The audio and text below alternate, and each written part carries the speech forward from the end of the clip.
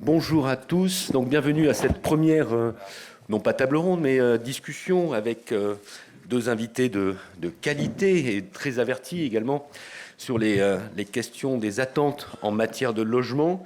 Catherine Sabat, d'Orange vêtue, déléguée générale d'Idéal, l'Institut des hautes études pour l'action dans le logement. Idéal, c'est un think tank qui a, depuis sa création, déjà sa jeune vie, déjà réalisé plusieurs études, et notamment, peut-être en avez-vous entendu parler, une étude intitulée Aux confins du logement, c'était pendant le confinement, réalisée avec autour de 7400 personnes, je crois, sous forme de questionnaire, sur la façon dont chacun a vécu cette période toute particulière qui a été le confinement et où depuis longtemps, on a commencé à réinterroger ce qui pouvait constituer un bon logement, en tout cas un endroit agréable à habiter. Les conditions du confinement ont créé de nouvelles attentes et ont surtout permis de se rendre compte qu'il y avait deux, trois choses qui n'allaient pas dans les logements d'aujourd'hui. Et on va parler également avec Catherine d'une deuxième étude qui s'intitule Nos logements, des lieux à ménager, en deux mots. Une étude qui ausculte 2 décennies de construction en Île-de-France à travers l'analyse de 1700 plans de logement et qui fait passer ces plans à partir d'un référentiel de qualité, mais Catherine vous en dira plus tout à l'heure. À ses côtés, le grand l'illustre François Leclerc, architecte urbaniste, qui a été chargé par la ministre Emmanuelle Wargon, avec Laurent Girometti, de la rédaction d'un rapport sur justement un nouveau référentiel logement. On reste toujours dans la question de la qualité du logement. Qu'est-ce qui fait qu'un logement est bon ? C'est un rapport qui va être remis le début septembre à la ministre. Donc il ne peut pas nous dévoiler ce rapport puisque ça ne se fait pas. Quand le ministre attend ou la ministre attend un rapport, on ne dévoile pas ce qu'il y a dedans. Mais j'espère qu'on va pouvoir aborder les grandes thématiques et en tout cas la logique que défend ce rapport. L'idée étant de travailler à un référentiel pour que les questions qui se sont posées et qui ont été révélées pendant le confinement l'année dernière puissent être améliorées. Nous avons une rapporteure à ce débat. C'est important, les rapporteurs, puisque ce sont les personnes qui vont noter les questions essentielles, qui vont être les points essentiels qui vont être dits et qui vont les rapporter auprès des personnalités politiques cet après-midi. C'est Audrey Charluet. Audrey Charluet, elle est là-bas, elle note, elle est concentrée, elle est architecte et urbaniste. Et merci Audrey. On va commencer donc tout de suite peut-être avec Catherine, parce que cette étude, on en a beaucoup entendu parler, Catherine, de cette étude aux confins du logement. Qu'est-ce que ça a révélé finalement ? Qu'est-ce qu'a été ce moment ? Comment ça s'est fait ? Et de quoi vraiment s'est-on rendu compte à la lecture des résultats de cette étude réalisée donc, pendant quelques mois l'année dernière, en 2020 ? Bonjour à tous. Déjà, merci beaucoup à l'association, à Jean-Luc Béraud pour cette invitation. Je suis très honorée d'être ici comme déléguée générale d'Idéal, qui est un think tank qui est tout jeune, mais qui a beaucoup d'ambition. Et le slogan de ce think tank, c'est remettre le logement à sa place, c'est-à-dire une place essentielle pour la vie des gens, pour les acteurs économiques, pour le monde politique. Alors ici, je pense qu'il est de toute évidence, le logement est à sa place, mais ce n'est pas forcément le cas ailleurs, et comme le rappelait Jean-Luc, dans les programmes politiques, ce n'est pas toujours le cas. Je voudrais juste, avant de répondre à la question, mais je vais répondre à ta question, Cyril. Je ne suis pas inquiet, Catherine. Vous lire un tout petit extrait d'un livre. Voilà, ce que dit ce livre, c'est « Décider que la nation consacrera chaque année à la construction une part plus élevée de son revenu national est un choix politique, au sens le plus noble du terme.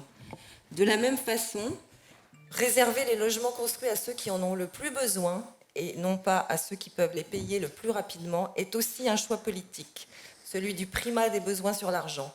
Enfin, utiliser les sols en fonction des besoins de construction, en refusant aux propriétaires fonciers le droit de spéculer sur la crise pour en tirer le meilleur prix, est encore un choix politique. » C'est tiré d'un petit bouquin qui s'appelle « Peut-on loger les Français ?», qui a été écrit par Gilbert Mathieu, qui était alors rédacteur en chef du service Société du Monde, en 1965.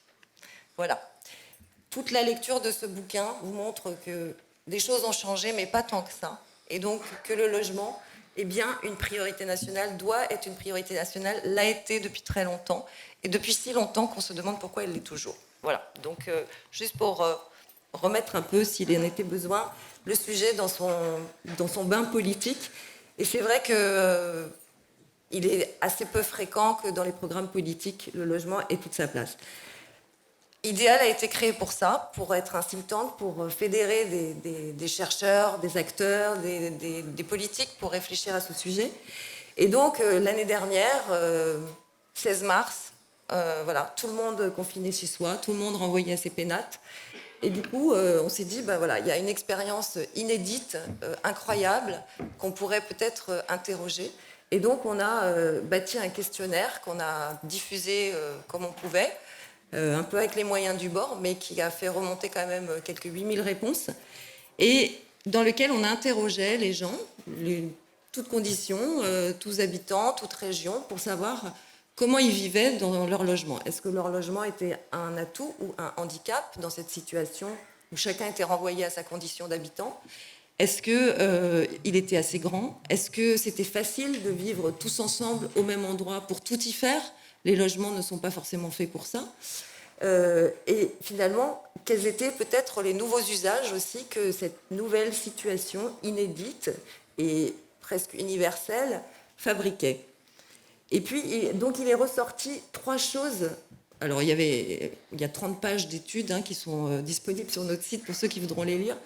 Mais vraiment, il y a 3 choses qui sont ressorties de manière très, très importante, et quel que soit l'angle par lequel on rentrait dans la maison, soit par le travail, soit par la famille, par l'éducation, par l'état de la famille, etc. Il manquait 3 choses. Il manquait de la surface, il manquait un accès aux espaces extérieurs, et il manquait de la lumière.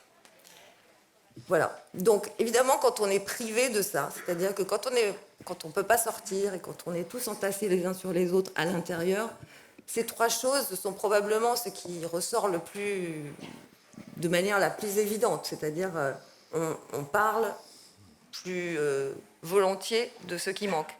Mais néanmoins, c'était quand même très frappant de voir que ces 3 choses essentielles, et on pourrait dire 3 fondamentaux, 3 choses extrêmement basiques dans le logement, manquaient. Et ça valait pour des petits appartements, évidemment, mais aussi pour des plus grands, pour des familles plus ou moins aisées. Enfin, c'était vraiment quelque chose de très fort. Du coup, on s'est dit, bon, ben voilà, évidemment, ce qui manque le plus, c'est ce dont on parle, mais peut-être que ça révèle en creux ce qui manque dans la production récente de logements. Et finalement, on s'est dit, ben, on va peut-être s'interroger sur 20 ans, parce qu'on a limité à 20 ans, et puis la période était intéressante, de construction, pour voir quelles avaient été les priorités choisies par les concepteurs et surtout les résultats, c'est-à-dire 20 ans de construction en Île-de-France, qu'est-ce que ça donne aujourd'hui, ce qui a donné lieu à notre nouvelle étude. Une nouvelle étude dont on parlera peut-être tout à l'heure, parce que je voudrais interroger François Leclerc. François, ces leçons du confinement, bon, Catherine a expliqué rapidement ce que ce questionnaire avait donné, de quoi on avait besoin, finalement des choses très basiques. Toi, tu es un architecte, tu as un certain recul aussi sur l'évolution du logement, de comment on a construit depuis des années. Comment tu l'as vécu, ce confinement, et puis surtout de tous ces débats qui sont apparus. On n'avait jamais autant parlé de logement que l'année dernière, en fait. C'est quelque chose qui est revenu. On en parle toujours en termes de production, de chiffres, de tout un tas de paramètres, mais pas de ce que ça veut dire, la qualité d'un logement. Oui, ce confinement, ça a été un déclencheur important ou un révélateur important par rapport à une notion peut-être assez intime qu'on avait oubliée par rapport à un logement qui était finalement souvent perçu comme un lieu de passage entre le travail, le week-end, les sorties, etc., en imaginant que c'était pas très grave tout ça, c'était pas très grave d'avoir un petit logement finalement, puisqu'il y avait tellement de choses ailleurs, avec une ville supposée comme idéale. Et finalement, on était confronté à l'intime. C'est-à-dire, le confinement, ça a été beaucoup de choses par rapport à l'intime. Ça a été un crash test, sans doute, par rapport à des notions... Pour pas mal de couples. Pour des notions de vie privée. Il n'y a pas de statistiques exactes sur ce qui s'est passé bien ou mal à ce moment-là. Mais en tout cas, nous, on avait passé une tribune dans Le Monde, dans ce qui a été repris ensuite dans différents organes, pour raconter une sorte de constat un peu terrible, c'est-à-dire cette notion du vivre seul. C'est-à-dire tout ce qu'on a fait en urbanisme, en rapport à la ville, rapport à plein de choses, c'était toujours cette notion un peu fastoche du vivre ensemble. Vivre ensemble qui savait gérer tous les problèmes. Et là, j'avais tendance à me mettre dans la peau de un môme de 16 ans qui habite chez ses parents et qui n'aime pas ses parents, qui n'aime pas sa belle-mère, qui n'aime pas son beau-père, qui n'aime pas ses frères, ses sœurs, etc. Et qui se retrouve dans une piole qui fait 9 mètres carrés et souvent moins parce qu'il y a un placard, etc. Et qui est là confronté juste à lui-même dans un espace extrêmement réduit avec vue sur, enfin peu importe d'ailleurs, bien ou mal, mais de dire qu'à ce moment-là, il y avait une histoire un peu compliquée. On a tous vu dans ces épisodes de nouvelles manières de travailler, on a vu des zooms qui se passaient dans des cuisines, on a vu des décors de casseroles, des décors de je sais pas quoi, des choses extrêmement bizarres. Donc finalement, ça a été un élément ou un événement extrêmement puissant pour dire que le logement, avec des nouvelles considérations, qui pouvaient un peu se stabiliser ou devenir plus importantes. On voit que le télétravail va devenir certainement une sorte de constante, ça diminuera vraisemblablement, mais c'est dire que là, c'est très important. Alors, on a eu la chance, effectivement, d'être appelé par le ministère, par Emmanuel Vargon, pour fabriquer une sorte de possible référentiel, ou nouveau référentiel par rapport au logement. Et pour ça, on s'est appuyé sur plein d'études en cours, dont tout le travail de Catherine, mais aussi sur l'histoire. C'est-à-dire, j'ai travaillé avec Jacques Lucan, qui est un historien de l'architecture très important actuellement, qui vient sortir un livre qui s'appelle Habiter, qui est toute l'histoire du logement social et pas social depuis le début du XXe siècle, que je vous recommande fortement. Et pour montrer que c'était un grand combat très positif, c'était un progrès permanent. Le XXe siècle, depuis le début du XXe, le logement a été, pour des raisons sanitaires, un progrès constant. Il y a eu, c'était des questions de surface, des questions de lumière, des questions de distribution, plein de choses, etc. Et à un moment, il y a eu un palier. On arrivait au sommet de tout ça dans les années 70, où finalement, on arrivait à... enfin, moi, j'ai commencé à peine plus tard, hein, mais on faisait rarement des 3 pièces. Le 3 pièces, c'est la norme sur laquelle on arrive à faire parler les chiffres. Les 3 pièces étaient rarement en dessous de 63 mètres carrés. Voilà, c'était énorme comme ça. On arrivait à un palier assez positif. Et à ce moment-là, toute cette notion de progrès que l'on a connue dans le XXe siècle a été transférée sur la notion technique, principalement énergétique. C'est-à-dire il fallait élever le niveau de jeu très fortement par rapport à ces passoires thermiques qui ont tellement été construites. Donc tous les efforts ont été transférés là-dessus. Et à ce moment-là, on a eu un plateau. Et au XXIe siècle, depuis le début du XXe siècle, il y a très nettement une régression en surface, alors avec des choses extrêmement tangibles que l'on voit. Je prends toujours cet exemple du 3 pièces qui est une sorte de centre de gravité par rapport au logement. C'est la suppression de certaines pièces, comme la cuisine.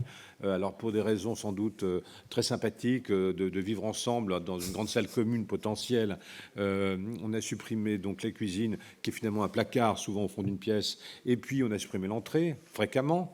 Donc ça a permis de réduire la surface. Et PMR qui PMR, alors, mobilité réduite, voilà, personne à mobilité réduite. Donc tout c'est ça, des normes qui doivent s'appliquer et à fabriquer finalement des 3 pièces qui descendent jusqu'à 56 mètres carrés, des choses extrêmement réduites et qui sont de l'aveu même. Donc on a perdu. Non, attends une seconde. De l'aveu même de certains promoteurs qui disent qu'ils ne sont pas tout à fait fiers quand ils les livrent. Il y a souvent une soupe à la grimace quand les gens arrivent avec leur canapé qui ne rentre pas, immeublable, etc., etc. Donc on est arrivé à une régression réelle du logement dans la production actuelle. Donc notre rapport se base sur l'histoire du logement, sur l'histoire des normes, savoir comment elles ont évolué, comment elles sont arrivées à un palier. Finalement, elles permettent de faire beaucoup de choses, y compris de manière régressive. Et puis ensuite, on a fait aussi une comparaison, pour être un peu factuel, avec les pays voisins. Et les pays voisins qui sont en général beaucoup plus généreux que nous. Alors il y a des normes qui sont au niveau de l'État, au niveau des régions, au niveau des villes, au niveau, enfin c'est différent dans France, mais on est dans des surfaces et des hauteurs sous plafond bien supérieures qu'en France. Bien. Je continue. Mais tout à l'heure, tu vas continuer. Oui. Non, juste, tu précisais, finalement, combien de mètres carrés on a perdu entre les années 70 et maintenant sur un T3 je parlais de 63 mètres carrés, qui était à peu près la norme des années 70. Et actuellement, je ne dis pas que tous les logements sont mauvais. Hein, je veux dire qu'il y a... surtout dans certains secteurs, on parlera certainement du Pinel un jour, mais on est arrivé dans certains endroits où la défiscalisation permet de vendre un peu n'importe quoi à n'importe qui, pour des raisons fiscales comme ça. On est arrivé à des 3 pièces fréquents qui descendent à 56 mètres carrés, donc ça baisse, je ne sais pas quoi, de 15% à peu près. Oui, moins 7 mètres carrés.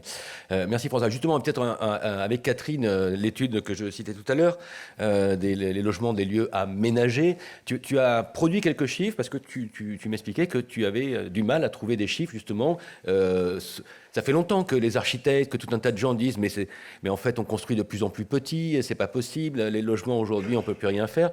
Et donc, tu as essayé d'y voir plus loin. Tu peux nous expliquer la démarche, donc suite à l'étude sur les conditions de vie pendant le confinement, qu'est-ce que Idéal est allé chercher et a essayé de produire?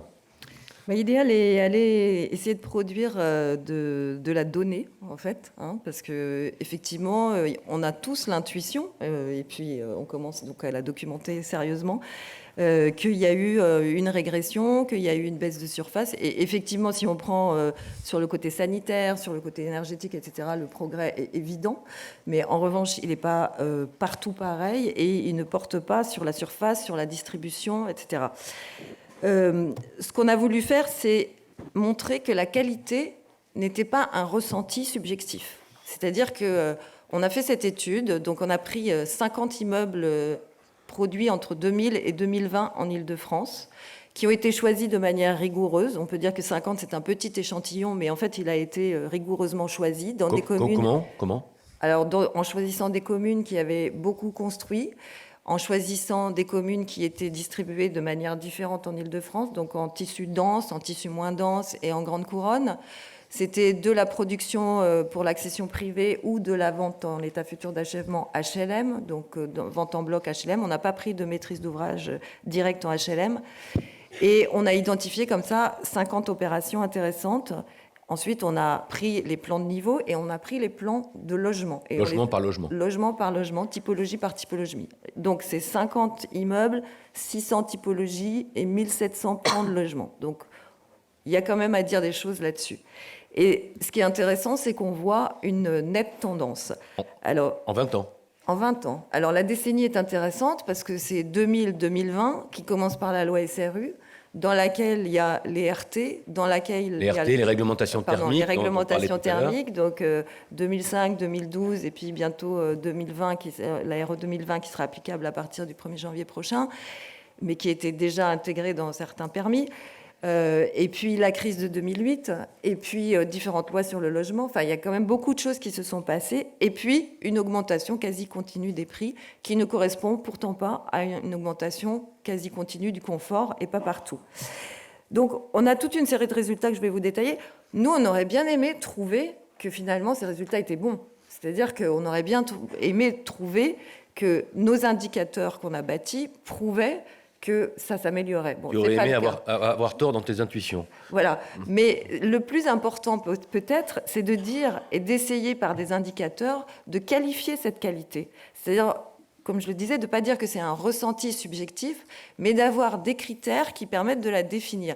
Et en fait, c'est très facile. C'est-à-dire que le nombre de fenêtres, la taille des pièces, la disposition, les conflits de portes, la taille des entrées, la manière de circuler dans un appartement, la taille de la cuisine qui est bien souvent réduite à un mur du salon et qui disparaît finalement en tant que pièce, la manière dont on peut meubler un appartement, c'est-à-dire le périmètre meublable, le nombre de murs sur lesquels il n'y a pas un radiateur, une fenêtre, une porte, ce qui fait qu'on peut adosser un canapé.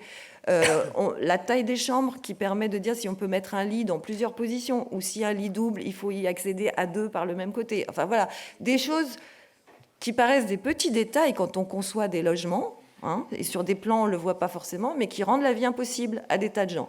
Donc la qualité, c'est aussi une question de respect de la part de ceux qui fabriquent le logement et qui n'imaginent pas ou qui oublient, au moment où ils fabriquent leur logement, que des gens vont y vivre pendant des années, des décennies. Donc, ces référentiels, nous, on a bâti un référentiel à 200 entrées. C'est vraiment un niveau de détail très poussé, mais c'est ça qui permet de qualifier cette qualité. Et une fois qu'elle sera qualifiée, pourquoi pas la faire rentrer dans des processus de production comme le prix du foncier, comme le coût de construction, comme les normes, etc. Je ne dis pas qu'il faut rajouter des obligations, quoique, peut-être qu'il faut rajouter des incitations, mais en tout cas, c'est des choses qui peuvent tout à fait être tangibles, quantifiables, et du coup, imposable, enfin en tout cas calculable. Voilà. Donc pas un ressenti subjectif, mais quelque chose de tout à fait explicable.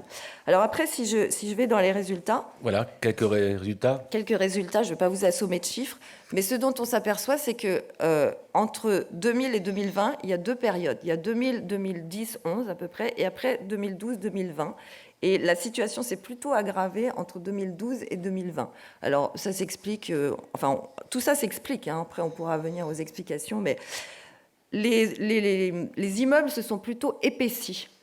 Alors, qu'est-ce que ça veut dire que les immeubles se sont épaissis? Ça veut dire que la plupart sont desservis par un couloir central qui dessert les logements qui sont sur le même palier, qui fait que la plupart de ces logements sont mono-orientés. Donc, une seule direction d'éclairement et pas de ventilation naturelle parce qu'il n'y a pas de courant d'air possible. Ensuite, les immeubles ont plutôt tendance à grossir. En général, il y a une petite amélioration quand les immeubles sont faits dans des ZAC, et dans des zones d'aménagement concerté, en secteur d'aménagement en tout cas. Donc ça veut dire qu'il y a un aménageur public ou voilà, pas souvent derrière. Qui encadre un peu la pensée d'organisation urbaine. Et aussi dans les communes dans lesquelles il y a des chartes promoteurs, c'est-à-dire des documents qui, en plus des documents d'urbanisme comme les PLU, imposent de manière plus ou moins légale d'ailleurs, des prescriptions architecturales aux promoteurs et qui en font en tout cas un élément de négociation. Alors, qu'est-ce qu'on voit dans les logements sur la baisse de la taille? Nous, on a calculé qu'entre les périodes 2000 et 2010, les T5 ont perdu 15 mètres carrés, les T4 près de 10 mètres carrés, les T3 2,5, les T2 2 et les studios 1. Bon, ils étaient déjà petits. Et ça, bizarrement, en fait, ça augmente avec la distance au centre. C'est-à-dire, on pourrait dire que les plus petits appartements se trouvent dans les zones les plus denses. Et bien, ce dont on s'aperçoit, c'est que les plus petits appartements et ceux qui ont les moins de qualité, c'est en seconde couronne parisienne. Donc, qu'est-ce que ça veut dire? Ça veut dire que les budgets de la seconde couronne parisienne sont plus faibles, mais le foncier aussi est moins cher. Hein. Donc, on pourrait s'imaginer qu'il y a une proportionnalité, il n'y en a pas. Ça veut dire aussi peut-être que dans les zones d'aménagement parisiennes, les promoteurs font de gros efforts, ou sont encadrés, ou sont un peu tenus, et que dans les zones de seconde couronne, c'est moins bien. On met moins de soins, moins de détails pour une clientèle dont on se préoccupe peut-être un peu moins. Autre constat, 47% de l'échantillon est mono-orienté, un tiers des T3. Donc 47%, c'est-à-dire la moitié des logements. La moitié des logements. 20% seulement des logements sont traversants. Des entrées plus petites ou qui disparaissent. Le séjour a perdu en moyenne 3 mètres carrés, qui est passé de 21 mètres carrés à 18 mètres carrés entre les années 2000 et 2010. Et depuis 2010, c'est encore plus difficile de le mesurer parce que depuis 2010, le fait que la cuisine devienne vraiment un mur du salon a tendance à se généraliser. Alors, la cuisine ouverte, ça a été présenté un temps comme une avancée formidable parce que les femmes n'étaient plus à la cuisine, elles étaient avec tout le monde et puis c'était plus convivial. Ce qui se passe, c'est que ça devient juste un mur, que ce mur n'a généralement pas de fenêtre, c'est-à-dire qu'il est éclairé par les fenêtres de la pièce dans laquelle il se trouve. Ça veut dire aussi qu'on ne peut pas recloisonner cette pièce, parce que si on décide que finalement on veut une cuisine fermée qu'on recloisonne, ça devient un espace aveugle. Donc ça ne marche pas. Donc 71% des cuisines de notre échantillon sont ouvertes. 7 cas seulement dans les plans qu'on a trouvés prévoient un espace dédié réellement à la prise de repas. Voilà, d'autres bon, en gros, le constat, il est pas bon. Il est pas bon. Alors juste, les chambres il y a une grande chambre en général qui est accessible PMR, donc personne à mobilité réduite. Ça veut dire qu'un fauteuil roulant doit pouvoir entrer, faire un tour, même la porte fermée, etc. Ce qui a fait que la deuxième chambre est généralement plus petite. La bonne nouvelle, c'est que les salles de bain se sont agrandies, juste pour cette même raison. Pour faire entrer les fauteuils roulants. Voilà, 1 mètre carré en plus, mais généralement aux dépens des autres pièces. Et puis les placards, très intéressant les placards, parce que c'est quand même un endroit, surtout quand on n'a plus de cuisine, où il faut bien stocker des choses. Ils ont diminué beaucoup, inexistant dans 20% de l'échantillon, il n'y en a pas. Sinon, 0,65 mètres carrés pour les T1, 2,78 m pour les T5. Voilà. Okay. Donc, en fait, il y a beaucoup de choses qui ont régressé. Une nouvelle quand même pas mauvaise, surtout après le confinement, c'est que les espaces extérieurs, il y en a pas mal. 80% de l'échantillon est un espace extérieur, mais seulement un quart des T4 et la moitié des studios. Des espaces extérieurs qui ont tendance à rétrécir, c'est-à-dire que c'est plutôt des petits balcons que des grandes terrasses. Alors aujourd'hui, il y a des promoteurs qui disent on ne fera plus un logement sans espace extérieur. Ça, c'est les leçons du Covid. On a besoin de sortir le nez dehors, etc. Mais voilà, on va voir ce que ça donne. En tout cas, ce n'est pas flagrant dans la production récente. Et juste pour finir, une chose importante, ce qui s'appelle les espaces indéfinis, qui peuvent donner du mou dans un plan, qui peuvent permettre d'organiser une pièce qui n'est pas prévue. Et bien ça disparaît complètement parce que c'est considéré comme du mètre carré perdu, du mètre carré non vendable, et pour les acquéreurs, du mètre carré non achetable. Merci Catherine. François, tu fais aussi à peu près ce même type de constat dans ton rapport. Il y avait aussi un point intéressant qui était, on en a beaucoup parlé là encore, c'est cette fuite des métropoles. Donc le confinement a rendu les métropoles invivables, en tout cas difficilement vivables. On a des chiffres des notaires de juin là, qui tendent à montrer qu'effectivement, il y a des transferts de population, il y a des départs. Bon, c'est aussi l'avenir urbain qui se pose là. Est-ce que c'est bien d'habiter en ville? La question de réfléchir sur qu'est-ce qu'un bon logement, ça ne peut pas s'empêcher aussi de réfléchir à où est-ce qu'on met ce bon logement et où est-ce qu'il fait bon vivre. Est-ce que tu peux un petit peu développer? Parce que c'est aussi une des entrées, en tout cas une des réflexions que tu as évoquées dans ton rapport. Oui, c'est-à-dire qu'on n'a pas encore de chiffres extrêmement précis là-dessus, mais on a tous autour de nous cette vision, enfin dans notre famille ou ailleurs, de dire des gens qui imaginent déménager. Il y avait des statistiques, même avant le confinement, qui disaient que 80% des cadres de l'Île-de-France imaginaient partir un jour. Donc, c'était juste imaginer, hein, ce n'était pas une volonté extrêmement précise. Mais ça veut dire que les métropoles qui ont été considérées pendant ces 20 dernières années comme parfaitement hégémoniques dans la pensée urbaine dominante, on va dire, en fait, dans les concurrences de territoire, elles sont plus fragiles que prévues. C'est-à-dire, il y a une certaine désaffection qui peut se faire. Alors, il y a de multiples raisons par rapport à ça qui vont depuis la notion de prix, bien sûr, la notion de mobilité est complexe parce que une heure aller, une heure retour pour aller travailler, c'est terrible. Il y a aussi des notions de proximité à la verdure, d'îlot de chaleur qui devient de plus en plus prégnant. On pourrait décliner ça de manière importante, de dire qu'en plus de ça, les services ne sont pas toujours là, etc. Enfin, c'est-à-dire qu'à un moment, il y a toute une série de choses qui fragilisent les métropoles dans un choix objectif comme ça. Et pour moi, en premier lieu, il y a cette notion de la brique essentielle qui constitue la ville, c'est le logement qu'on pousse la porte de chez soi. Alors, on peut dire il y a l'immeuble aussi, mais finalement, il y a un certain effort qui était fait sur l'immeuble en général, un certain effort qui était fait sur l'espace public, etc., depuis ces 20 dernières années. Mais le logement était un peu l'angle mort de toute la pensée urbaine. Or, c'est la brique essentielle, c'est 70% de la construction dans une ville, 60% de l'investissement, donc c'est considérable. Et finalement, même dans les réinventés Paris, réinventés Toulouse, on en a connu plein comme ça, le logement était absent. C'est-à-dire, les promoteurs ont proposé dans des immeubles la pièce en plus partageable, les potagers sur les toits formidables, les pièces, je sais pas quoi, etc. Enfin, il y a des tas de choses sympathiques qui marchent ou qui marchent pas, mais c'était pour ne pas rentrer dans le système du logement proprement dit.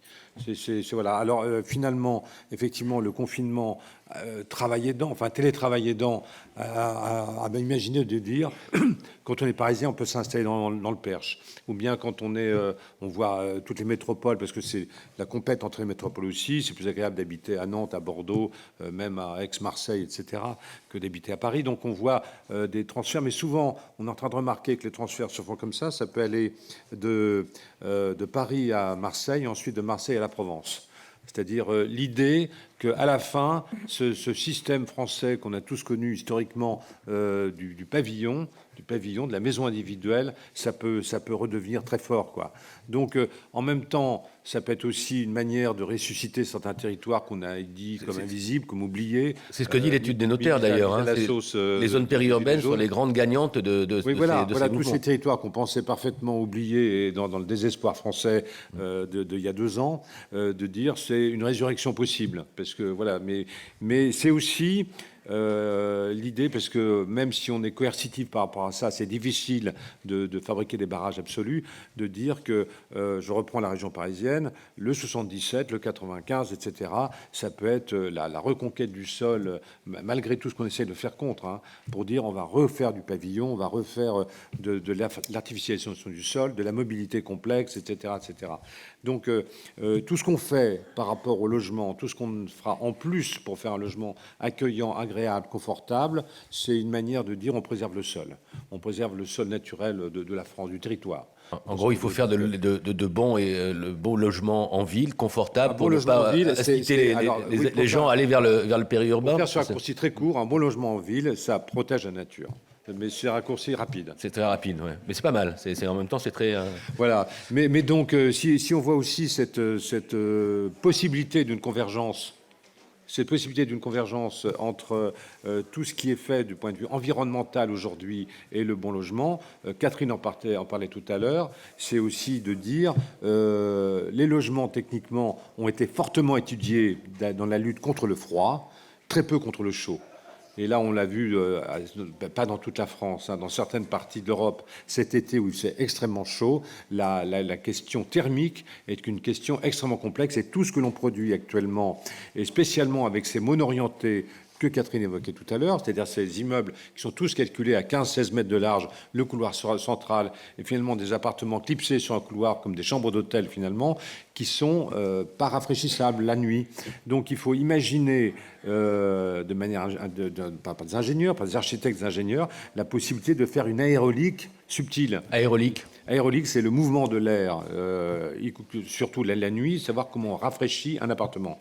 Le rafraîchissement est un grand combat technique qui peut aller dans le sens d'un confort accru, un confort physique, bien sûr, par rapport à la sensation de la chaleur, mais aussi le confort spatial.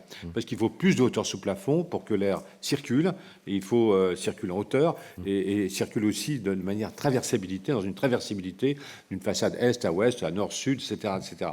Donc, c'est des choses essentielles, c'est-à-dire qu'il y a une convergence réelle entre tout ce qu'on fait du point de vue, enfin tout ce qu'on imagine du point de vue environnemental et cette notion de confort que l'on regarde aujourd'hui. Donc en gros, le confort est à repenser. On parlait tout à l'heure de l'arrivée des normes thermiques qui auraient dû normalement améliorer les choses. Non, ça n'améliore pas les choses. Donc il faut repenser cette qualité thermique des logements. Tu disais les ingénieurs et les architectes, mais ce sont eux qui définissent vraiment toujours la forme que doit prendre un immeuble. Il y a des histoires de rentabilité. Je voudrais qu'on soit un petit peu clair là-dessus parce que on dit souvent que cet immeuble a été mal conçu, l'architecte a mal travaillé. Juste quelques mots quand même sur les conditions d'exercice de la profession, notamment en matière de logement.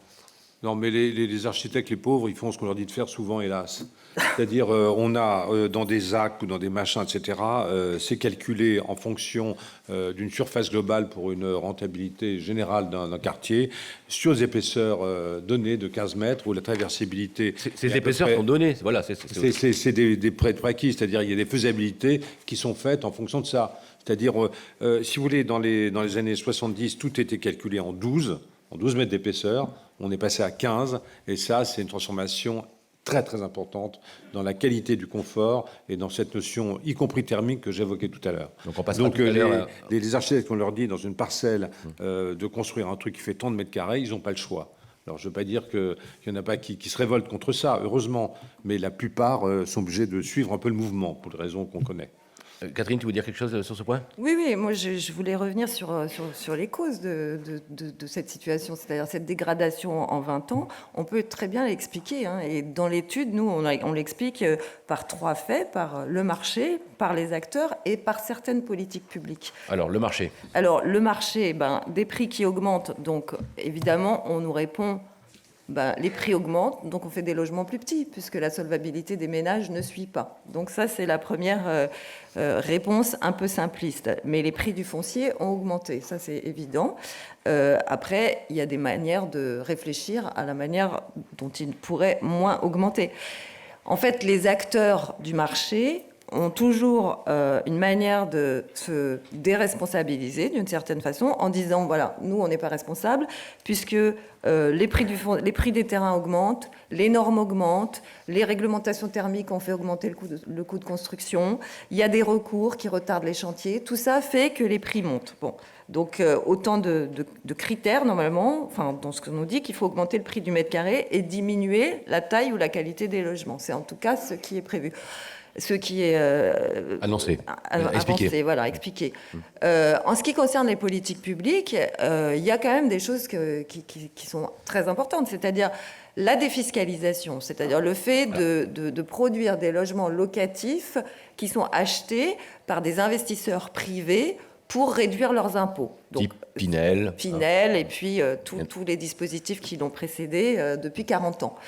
C'est un outil extrêmement puissant pour soutenir la construction et aucun gouvernement ne l'a vraiment remis en question. Qu'est-ce que ça fait ? Ça produit des petits logements, puisque de toute façon, l'investissement défiscalisable, il est plafonné à 300 000 €. Ça veut dire qu'en Île-de-France notamment, on ne va pas plus loin que 60 mètres carrés. Voilà, c'est aussi simple que ça. Ensuite, il y a des politiques du chiffre, c'est-à-dire on dit... Pour l'Île-de-France, alors on dit en général il faut produire 500 000 logements en France, on le dit un peu moins maintenant, etc. Mais par région, c'est quand même réglementé. Donc on dit il faut produire 70 000 logements en Île-de-France. Eh bien, si on produit des petits logements, on arrivera plus vite à ce chiffre-là. Sur ce que tu disais sur le fait d'utiliser au mieux le foncier, ou au plus juste. Ça veut dire que les promoteurs, ils demandent aux architectes de faire ces fameuses capacités optimales, ces faisabilités, donc de se mettre à la limite vraiment de la parcelle en fonction des droits d'urbanisme, donc limite du PLU. Rentabiliser au maximum le foncier. Et rentabiliser au maximum le foncier pour y caser le plus possible de logements. Et donc ça donne aussi des petits logements. Et puis finalement, la création de T3, comme tu disais, c'est vraiment ce que les politiques publiques de solvabilisation des ménages ont quand même beaucoup poussé à faire. François ? Non, je voulais juste te dire que du point de vue système financier, par rapport à tout ça, parce que c'est une remarque qui vient tout le temps, plus grand c'est plus cher, etc. Donc on arrive à un cul-de-sac par rapport à ça. Alors, dans ce rapport qu'on remettra la semaine prochaine, il y a un chapitre financier assez costaud, qui est plutôt produit par Laurent Girometti, qui est assez malin là-dessus. Mais je voudrais quand même faire des remarques après tous les entretiens qu'on a pu avoir de certains promoteurs qui étaient assez en connivence avec nous en disant une chose très simple. Alors, je sais que ça se discute, hein, donc je l'énonce. C'est-à-dire que dans un prix, dans le système de la construction, il y a 3 prix. Il y a un prix de sortie, il y a un prix de construction et un prix de foncier. L'un plus l'un fait l'autre. Grosso modo... Lesquels font l'autre ? Parce que c'est ça qui est important. C'est-à-dire qu'à un moment, le prix de sortie serait une constante, parce que défini par les banques. C'est-à-dire, une banque va dire, un couple, il peut claquer 300 000 balles, pas 350. Donc, il faut que le prix de sortie par rapport à un logement pour un soit jeune couple, un T3, 300 000 €. Okay. Ensuite, le coût de construction, on va dire que c'est une constante, bien qu'on pourrait gratouiller là-dessus de manière conséquente. Tout le monde parle des frais ou des je sais pas quoi, les promoteurs qui font des marges substantielles, importantes, etc. Mais enfin, c'est un combat, un autre combat. Ça veut dire à un moment que le promoteur, ce qu'il dit, finalement, c'est que s'ils sont à égalité, par rapport à un cahier des charges qui est demandé par la collectivité, par la SEM, par je ne sais qui, pour dire le 3 pièces fait tant, le 2 pièces fait tant, il est avec orientation double, etc. Ils sont égalité. À ce moment-là, il y a un combat et ils donneront l'argent correspondant à ça aux propriétaires fonciers. C'est-à-dire, on peut imaginer qu'il y ait là une variable d'ajustement qui maintenant s'applique aux fonciers. Alors, je sais que tout ça est dans un ajustement complexe à réaliser dans le temps, mais ça veut dire effectivement que la variable d'ajustement est réellement le foncier et pas la taille du logement. C'est-à-dire c'est un renversement du système qui est assez important, mais il faut que le pouvoir public, ou la personne ou la ville donne des indications extrêmement précises par rapport à ça.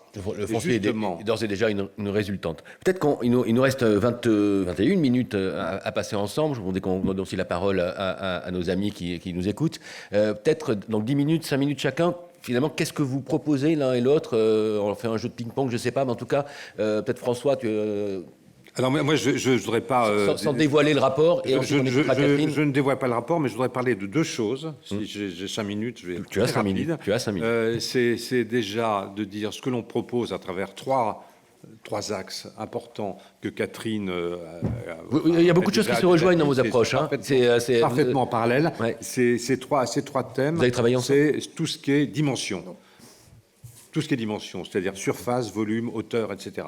Donc, autant par rapport au type, c'est-à-dire le 3 pièces machin, que par rapport éventuellement à ce que font les Belges et les Suisses, c'est-à-dire le couple séjour cuisine, qui ne peut pas faire moins de 28 chez les Belges, par exemple, ou bien par rapport à la chambre, 9 mètres carrés, c'est beaucoup trop petit, parce qu'il en reste 8 quand on met le placard, donc il se peut passer à 11, à 11,5, etc., comme dans certains pays. Donc il y a la notion de dimension. En plus de ça, j'ai parlé de la hauteur par rapport à cette notion thermique qui est importante.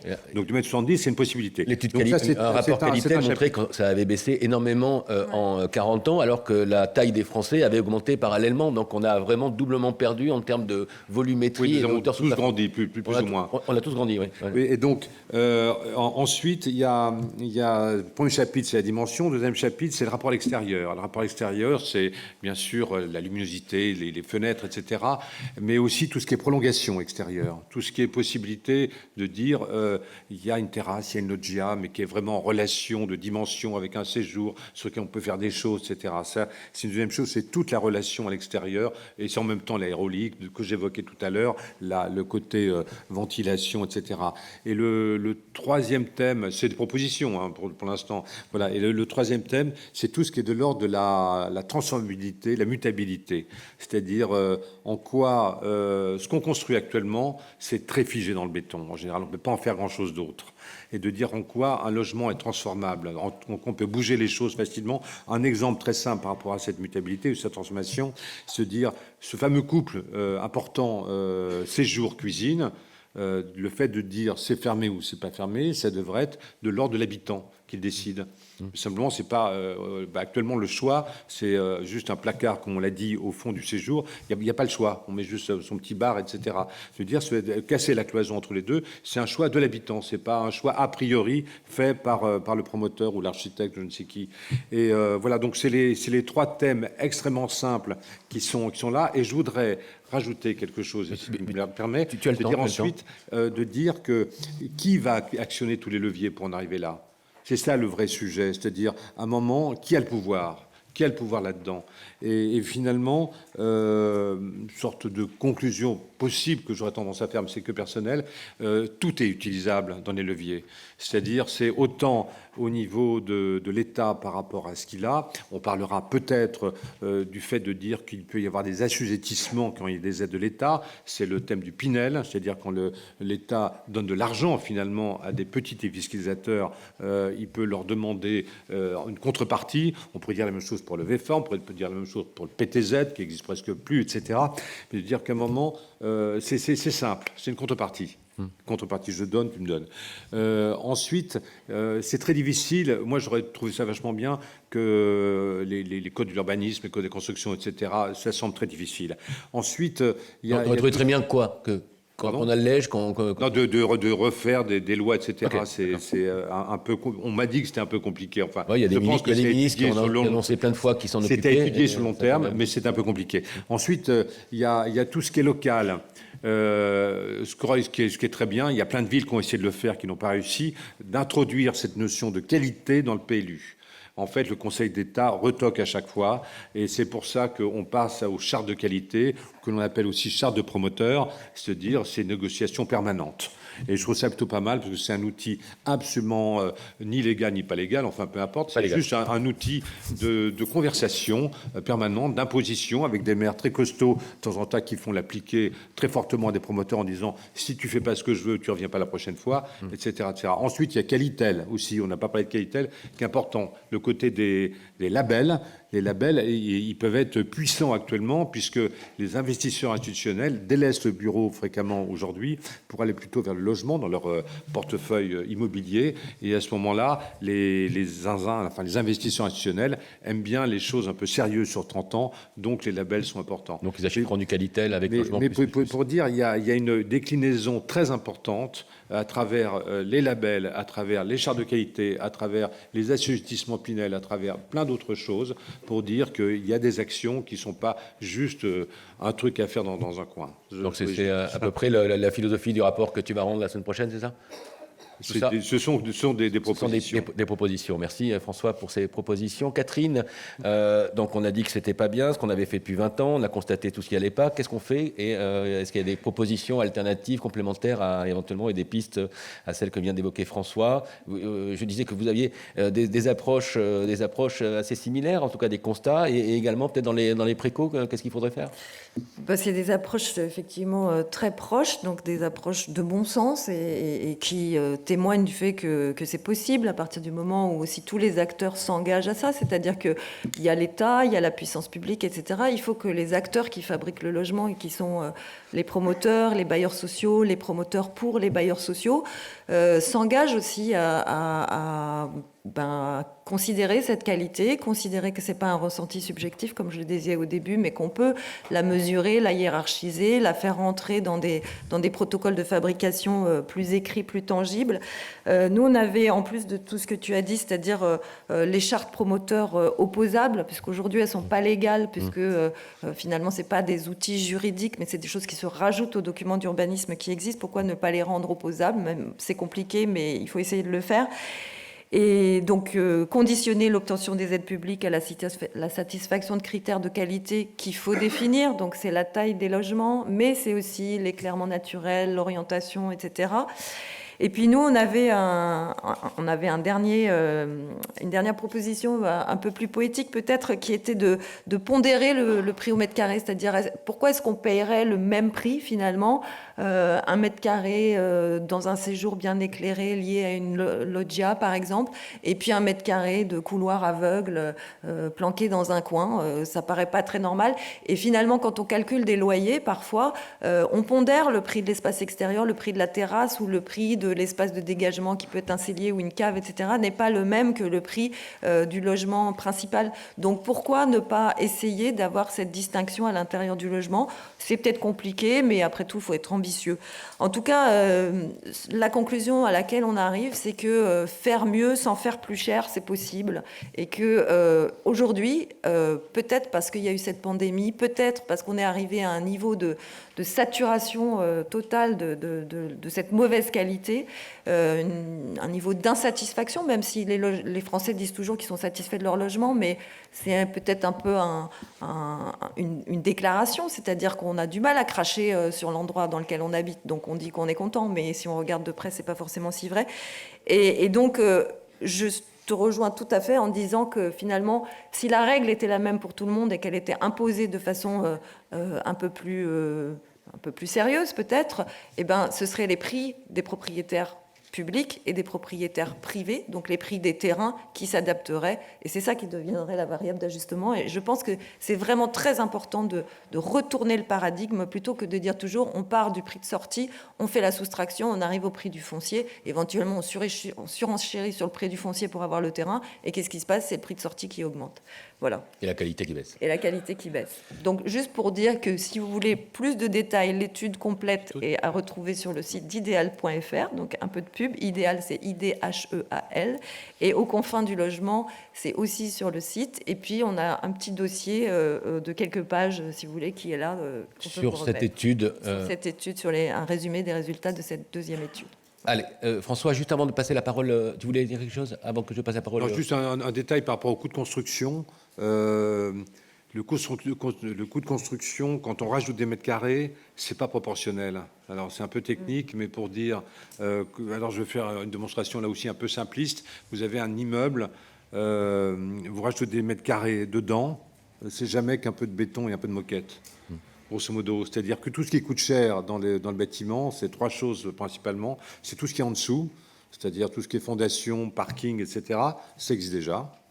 Tout ce qui est façade, de temps en temps, elles sont plus chères que d'autres, plus belles que d'autres, mais enfin, c'est là où il y a de l'argent parce que c'est un peu technique, les fenêtres, les machins, etc. Et tout ce qui est ensuite des objets techniques, c'est-à-dire les prises de courant, les baignoires, les machins, etc. Je sais pas, donc ces trois choses-là ne changent pas. C'est juste pour vous dire que quand on monte en surface, c'est pas un prix proportionnel. C'est juste Mais c'est bien de le dire. Des digressions. Mais c'est très, très... Merci pour ces précisions, François. Qui, dans le public, veut intervenir? Je vois des mains qui se lèvent. Alors, on a des micros. Comment on fait? Il y a un micro volant. Il y a un micro qui n'est pas volant. Il y a un micro volant. Le micro volant arrive vers monsieur. Voilà, qui est là. Et qui a même l'autorisation de parler sans masque, puisque c'est quand même plus sympathique de... Non, il n'a pas du tout l'autorisation de parler sans masque. Non, vous gardez votre masque, s'il vous plaît. S'il vous plaît, merci. Oui, bonjour, Denis Cagnoux. Alors, j'ai pas entendu, pardon, j'ai pas entendu. Vous êtes... Denis Cagnoux, directeur de l'agence d'urbanisme Atlantique et Pyrénées. Une petite observation, et ça me permet de rebondir sur les derniers propos de M. Leclerc, à propos de l'épaisseur des bâtiments. Disiez 12 à 15 mètres carrés, il me semble qu'il y a un sujet... Épaisseur, mètre linéaire. Épaisseur, mètre linéaire. Il me semble qu'il y a un sujet qui l'explique aussi, c'est les stationnements en sous-sol. C'est-à-dire, si c'est passé à 15 mètres carrés, c'est parce qu'il y a 5, plus 5, plus 5. Et que c'est donc extrêmement lié aussi aux politiques de mobilité. Et que l'habitat et vos réflexions en matière de logement ne peuvent être totalement déconnectés, me semble-t-il, des politiques de mobilité. Et si depuis 2000, et je suis sûr que le taux de motorisation a largement explosé depuis 2000, l'impact, quand on dit dans une zone d'aménagement concerté, les stationnements, vous y pensez, ils sont dessous. Hein. Ça a forcément un impact sur l'épaisseur du bâtiment. Ok. Est-ce que les voitures doivent conditionner les façons d'habiter? Non, mais attendez. Non, mais c'est intéressant, c'est intéressant.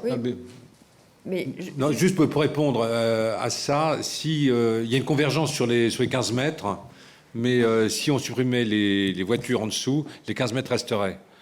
C'est-à-dire, ça tombe bien, dans tous les sens du terme. Ça tombe bien, c'est-à-dire à un moment que les façades tombent sur les banches, là, je sais pas quoi, les parois du parking, ça tombe très bien. Mais à part ça, les 15 mètres auraient été là de toute façon, parce que ça correspond à 6 mètres ou un peu plus d'épaisseur par rapport au monde orienté, une circulation, et 6 mètres 50, etc. Mais si on supprime les parkings, effectivement, ce qui se passe dans certaines villes actuellement, on commence à le faire ou à les diminuer. On va les diminuer. En fait, cause, en faire une demi-place par logement, etc. Effectivement, ça baisse mécaniquement le prix du logement, mais il faut que ça se reporte éventuellement sur autre chose que sur le foncier. On a encore des PLU qui imposent des nombres de places de parking par logement qui sont assez déconnectés de l'usage réel. La question du parking, elle est importante parce que dans la structure, tu disais ce qui est important, c'est ce qu'il y a en dessous. En fait, la structure du parking, elle détermine aussi la structure à l'intérieur des logements. C'est-à-dire les murs de béton, ils montent et les petits logements sont aussi constitués par les plans des parkings. Donc ça veut dire aussi qu'on ne peut pas les modifier ensuite. Tu parlais tout à l'heure de mutabilité. Mais il y a des moyens aussi de faire des parkings autrement. Il y a des moyens de faire des parkings à côté, il y a des moyens de faire des parkings en silo, il y a des moyens de faire des parkings, voire en rez-de-chaussée, plus aérés, plus éclairés aussi. Donc. Il y a plein de façons de faire différemment. Donc du coup, monsieur, vous présentez et vous gardez le masque. Alors le micro va fonctionner dans un instant. Maintenant. Vous m'entendez? Oui, pardon. Parfaitement. Bonjour, donc je suis Alexis Roux, je suis le délégué général de la Fédération des promoteurs. Ah. Donc je vais garder mon masque, ça m'évitera de me faire lapider à l'heure du déjeuner. Mais pas du tout, cher ami, vous êtes le bienvenu. Je voudrais répondre avec 3 mots, en fait, faire trois séries d'observations. Ces mots, c'est client, système et carbone. Client, parce que les logements neufs qu'on fait et qui sont aussi d'une qualité aussi désastreuse qu'on vient de le décrire, on les vend. Alors ça, c'est un argument Oui, un peu léger, mais... Bah non, mais excusez-moi, mais quand vous êtes un opérateur économique, vous faites en fonction aussi de ce que vos clients souhaitent, expriment, peuvent se payer, etc. Ok, on fait des choses Donc, pas bien, mais on les vend quand même, donc ça va. Non, mais ça veut peut-être dire que c'est pas si mal fait que ça. Si vous voulez, il y a peut-être une pointe de nuance à apporter. En 2019, on en a vendu 60 000 à des accédants, on en a vendu 60 000 à des investisseurs, on en a vendu 40 000 à des organismes HLM. Les organismes HLM, ils ont leur propre cahier des charges quand ils achètent en VFA. C'est eux qui définissent la qualité de ce qu'ils souhaitent. C'est pas les promoteurs, c'est les organismes HLM. C'est une discussion qu'on a. Alors, avec il y a Emmanuel Cosque, je pense qu'il va vouloir réagir dans un précisément, comme ça, il y aura du débat et on pourra partager. Voilà. Donc, premier élément, le client. Peut-être que si les gens en ont acheté 160 000 en 2019, c'est peut-être qu'ils ne sont pas de si mauvaise qualité que ça. On a compris l'argument. Deuxième réponse. Vous pointez du doigt les maîtres d'ouvrage comme s'il y avait d'abord que des maîtres d'ouvrage privés. Pas que. C'est pas vrai. Pas que. Mais c'est d'abord un problème de système. J'ai parlé des politiques publiques et j'ai parlé des quand vous marchés. avez parlé de politique publique, vous avez parlé du Pinel. Je ne vous ai pas entendu parler de PLU. Je ne vous ai pas entendu parler d'aménagement public. Aujourd'hui, la difficulté à laquelle on est confronté, c'est qu'une part importante de la production se fait dans le diffus. Dans le diffus, vous êtes dans la concurrence entre promoteurs. Pourquoi ? Parce qu'il n'y a pas suffisamment d'aménagement public, d'aménagement classique, sur lequel il y a des cahiers des charges, sur lequel vous pouvez définir des critères de qualité. Vous avez des sujets de fiscalité du foncier. Vous avez des sujets de choix qui sont faits dans les PLU. Vous parliez de la hauteur sous plafond. La hauteur des bâtiments, elle est régulée par les PLU. C'est pas la faute des promoteurs. Alors je suis pas dans le déni. La hauteur des bâtiments. Je reconnais. Non, mais c'est intéressant sujet de taille des ce logements. que vous dites. C'est-à-dire que vous appelez à un meilleur encadrement également dans le diffus. Non, ce que je veux dire, c'est qu'il y a des élus locaux qui ont aussi des outils à leur main. Vous pouvez faire de la qualité avec le même code de l'urbanisme. Vous pouvez faire un urbanisme qui est de qualité dans votre ville comme un urbanisme désastreux. Avec des marges de manœuvre. Les chartes promoteurs, par exemple, sont des choses... Les chartes promoteurs, c'est pas dans la loi. Utilisons tous les leviers qu'il y a dans le code de l'urbanisme et dans le code de la construction pour pouvoir faire quelque chose. Ce que je veux dire par là, c'est que ce sur quoi vous mettez le doigt, et vous avez des chiffres, vous avez des plans, vous avez examiné, et on est dans le groupe de travail avec M. Leclerc, donc c'est des choses sur lesquelles on a déjà échangé. Mais c'est pas la faute. Enfin, il y a une responsabilité du maître d'ouvrage, mais globalement, il y a un système qui conduit à ça. C'est pas ce qui a été dit. Troisième argument, c'est la dimension de carbone. Ce que je veux dire par là, c'est que on doit tous progresser. Alors on nous dit on fait trop de béton, donc on va aller vers des matériaux biosourcés. Allons vers des matériaux biosourcés, pas de problème. Mais cette question de la France bas carbone en 2050, la France neutre en carbone en 2050, et pose la question de l'usage qu'on va faire du sol et du type de construction qu'on va faire. Si vous nous expliquez qu'il faut aller vers des logements plus grands, que les Français aspirent à aller vers les villes moyennes, aller vers la maison individuelle, etc., comment est-ce qu'on réussit à résoudre cette contradiction ? Je veux dire, si on a produit des logements que vous considérez qui sont trop petits, c'est aussi parce qu'il y a une incitation à la densité, il y a eu une incitation à la métropolisation. C'est-à-dire les promoteurs, ils ont suivi aussi. L'incitation à la densité, ça ne dit pas forcément à faire de petits logements. Sur un espace donné, vous essayez d'en construire plus. Voilà, c'est assez logique et assez mécanique. Alors, cette dimension-là de carbone, on n'est pas en train de dire on va changer un petit peu le système. Il faut le révolutionner, le système. Si on veut révolutionner le système, il faut faire du bâtiment différent dans une ville différente. Est-ce qu'on va aller vers des logements plus grands ? Est-ce qu'on va aller vers une utilisation de l'espace qui sera moins économe ? Peut-être. Moi, j'ai un doute là-dessus. Donc, on peut aussi se projeter dans le temps. Et se poser la question de ce que doit être le bâtiment bas carbone de demain. Ce n'est pas qu'une question de matériaux, c'est aussi une question d'utilisation de l'espace et de son optimisation. Alors moi, je veux bien répondre pour votre intervention. Point par point. Moi aussi. Oui, allez, rapidement, il nous reste 3 minutes. Juste sur les 3 points. Un client. Ok, mais les gens ont besoin de se loger et en fait, ils achètent ce qu'ils peuvent acheter et ce qui existe sur le marché. Donc, c'est très bien que les promoteurs... Enfin, moi, je suis ravie que les promoteurs participent à ce débat, idéal à des partenaires et financeurs qui sont des promoteurs. Donc, je considère que c'est vraiment des acteurs absolument essentiels et je trouve très important qu'ils s'engagent. Donc, Le problème, c'est qu'en économie, puisque c'est des entreprises capitalistiques quand même, en économie, dire qu'un produit moins bon se vend de plus en plus cher, c'est embêtant quand même. Catherine, 1 minute pour tout dire. Oui, et donc s'engager à faire mieux, est-ce que vous avez besoin d'un encadrement pour vous engager à faire mieux? Est-ce que vous avez besoin d'être obligé par des PLU, par des chartes, etc. Pas forcément. Enfin, il pourrait y avoir un engagement des entreprises de promotion à faire mieux. Et juste sur le carbone, peut-être que les promoteurs aussi pourraient réfléchir à la rénovation de ce qui existe. Il y a beaucoup de choses qui pourraient être rénovées, ça coûterait moins cher en consommation de ressources foncières et en consommation de ressources tout court. Et c'est peut-être un nouveau modèle à chercher. Donc si on anticipe et si on se projette dans l'avenir, il faut peut-être réfléchir là-dessus. François, 1 minute. Non, mais les réponses étaient à peu près les mêmes concernant cette notion de pénurie et puis de système Pinel, où il y a plein de gens qui achètent, ils ne savent même pas ce qu'ils achètent. Il faut être clair là-dessus. Souvent, ils regardent sur un plan, ils ne savent même pas la ville, enfin, ou à peine.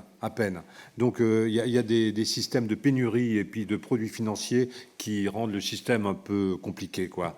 Ensuite, dans le diffus, j'en ai parlé tout à l'heure, c'est-à-dire les chartes de promoteurs travaillent aussi sur ce thème-là. Les chartes de promoteurs, c'est aussi le fait de dire il y a un appel d'offres sur une parcelle. Eh bien, si cette parcelle, dans une charte, on dit de faire des grands logements, de faire des hauteurs sous plafond importantes, eh bien, c'est le foncier qui en pâtira, c'est le propriétaire foncier. Donc, c'est un système qui fonctionne aussi dans le diffus. Et concernant le carbone, j'en ai parlé tout à l'heure, de dire faire des villes plus agréables, faire des logements plus grands, faire des villes plus de végétation, etc. C'est une manière de préserver la nature. Et dans le bilan carbone, c'est important par rapport au transport, par rapport à plein de choses. Et là, je rejoins aussi tout à fait ce que disait Catherine, de dire que le grand gisement pour ne pas perdre de carbone, c'est de ne pas trop construire du neuf et de retaper le plus possible de ce qu'on a. C'est-à-dire, il y a un patrimoine extraordinaire, y compris du bureau, qui est de plus en plus obsolète et qui tourne dans un cycle fou de je sais pas quoi, là, de déménagement, et de dire que ça, c'est enfin des bonnes structures. Parce qu'il y a 3,70 m de plancher à plancher, il y a des épaisseurs très grandes, etc. Donc là, il y a vraiment un gisement considérable pour faire du bon logement. C'est le bureau obsolète. Merci François Leclerc, merci Catherine Sabat, merci à vous tous pour votre attention.